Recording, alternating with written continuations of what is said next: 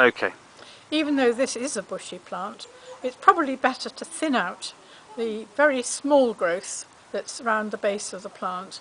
Not only because the fruit on that will be very small next year, but also it's quite crowded and it's good to get a little air circulation in as well. And the other main reason for pruning is to stimulate growth. You can probably see that it's very, very twiggy in this sort of area here. And you've got some nice young growth here, this young growth, which is good, but it would be good to have a little more over here next summer. So I'm going to put the plant down in order that I can show you the actual pruning of this. You can probably see that this is dead.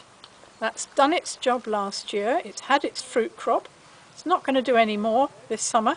So that comes out, and I'm going to take it nice and neatly back to the stem. That's not going to do very much either.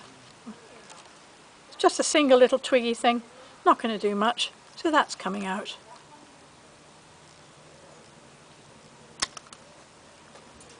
This, on the other hand, has got something about it which has got potential, but the other thing too is that these growths down here will have leaves, and the leaves are the food factories that will create nourishment for the rest of the plant. So you don't want to take all these small growths out. So I'm going to leave that one. Behind it there's another twiggy bit, and I'm going to take that out. There's a dead bit here. That's coming out. I'm going to keep this one because I can see that that's going to produce some lovely green leaves, which we need. That's coming out. What about this? Looks dead to me. So that's coming out. And this is coming out. And I think I'm going to just take one or two more from here, there, there,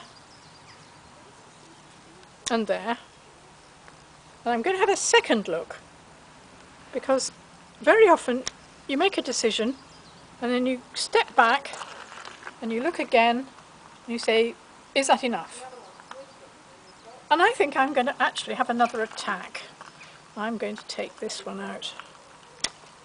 Right, that is enough, because you've got all this lovely growth on this side, but I have taken enough off on this side to stimulate more growth for next summer.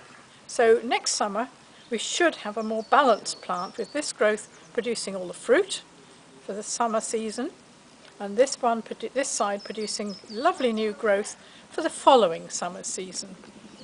So I think we've got the principle established that we have cane growth. You can see it better on this one actually, very nicely. We've got a long cane has been produced in the past. It's been pinched or pruned out here, which we've already looked at.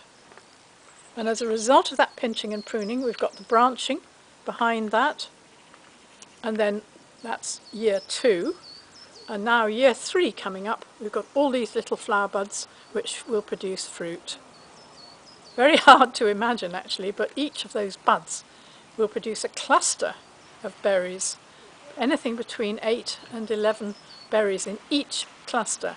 They're tightly shut at the moment, it's midwinter, but as spring approaches they will swell, and by the summer, when they get their first spell of growth, you'll get the buds opening and the actual fruit developing, so you'll be able to see the berries emerging as a cluster of berries and not just one berry per bud.